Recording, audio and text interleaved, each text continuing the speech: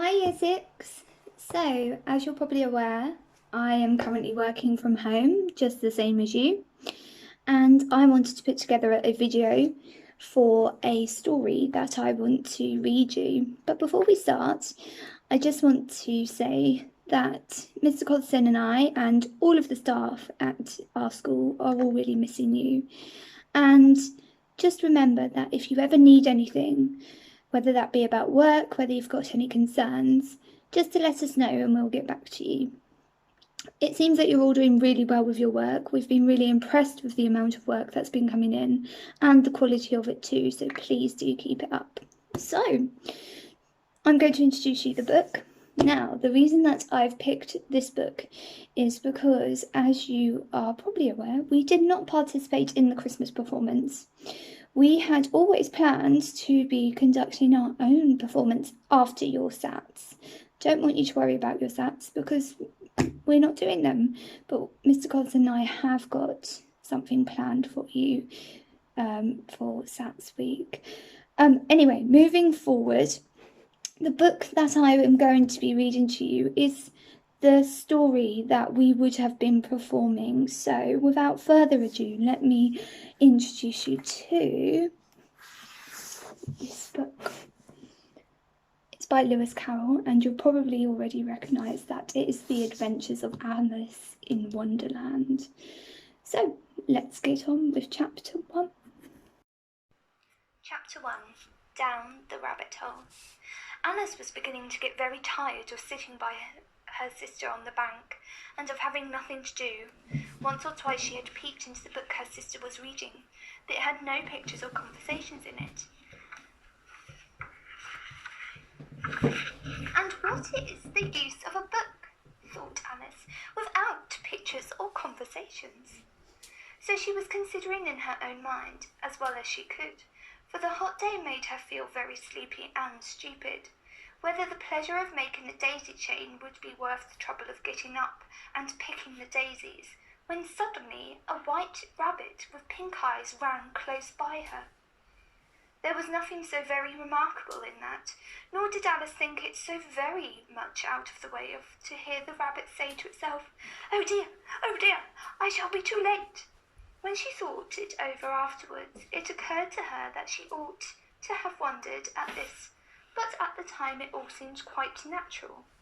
But when the rabbit actually took a watch out of its waistcoat pocket and looked at it, and then hurried on, Alice started to her feet, for it flashed across her mind that she had never before seen a rabbit with either a waistcoat pocket or a watch to take out of it, and, burning with curiosity, she ran across the field after it, and was just in time to see it pop down a large rabbit hole under the hedge.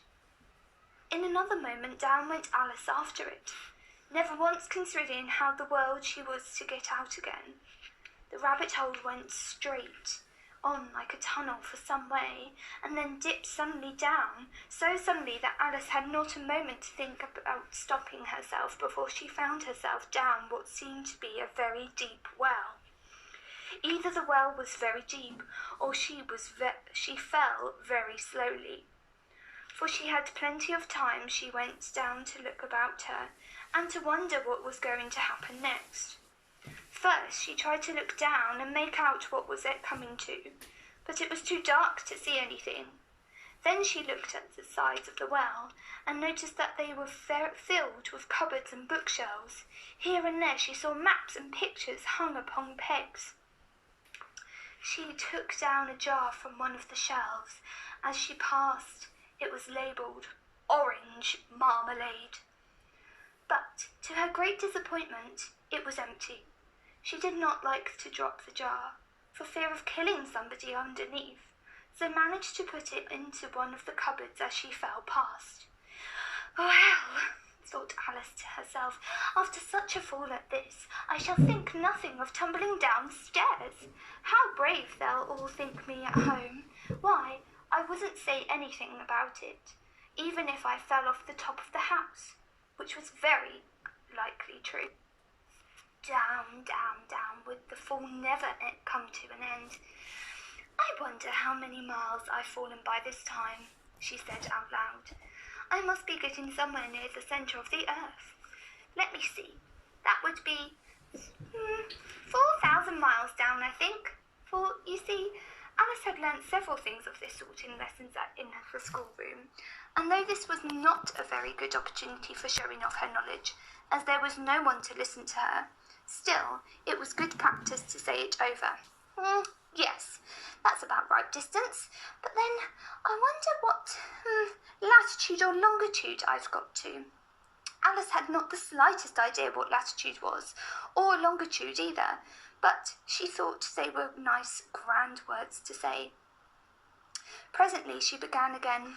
I wonder if I shall fall right through the earth.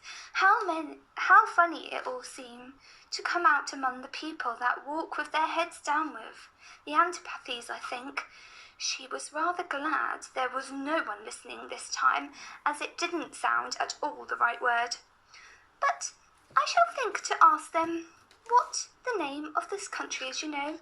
Please, ma'am, is this New Zealand or Australia? And she tried to curtsy as she spoke. Fancy curtsying as you're falling through the air. Do you think you could imagine it? And what an ignorant little girl she'll think me for asking. No, it'll never do to ask. Perhaps I shall see it written somewhere. Down, down, down. There was nothing else to do, so Alice soon began talking again. Dina, I'll miss you very much tonight. I should think Dina was the cat.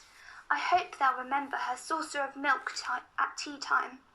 Dina, my dear, I wish you were down here with me. There are no mice in the air, I'm afraid, but you might catch a bat, and that's very like a mouse, you know. But do cats eat bats? I wonder. And here Alice began to get rather sleepy, and went on saying to herself in dreamy sort of a way, do cats eat bats? Do cats eat bats? And sometimes, do bats eat cats? For you see, she couldn't answer either question. It didn't much matter which way she put it. She felt that she was dozing off, and had just begun to dream that she was walking hand in hand with Dina, and was saying to her very earnestly, Now, Dina, tell me the truth. Did you ever eat a bat? When suddenly, thump, down, she came upon a heap of sticks and dry leaves, and the fall was over. Alice was not a bit hurt, and she jumped up on to her feet in a moment. She looked up, but it was all dark overhead. Before her another long passage, and the White Rabbit was still in sight, hurrying down it. There was not a moment to be lost. Away went Alice like the wind, and was just in time to hear it say, as it turned a corner, Oh, my ears and whiskers, how late it's getting! She was close behind it when she turned the corner, but the rabbit was no longer to be seen. She found herself in a long, low hall, which was lit up by a row of lamps hanging from the roof. There were doors all around the hall, but they were all locked, and when Alice had been all the way down one side and up the other, trying every door, she walked sadly down the middle, wondering how she was ever going to get out. Suddenly it came upon a little three-legged table, all made of solid glass.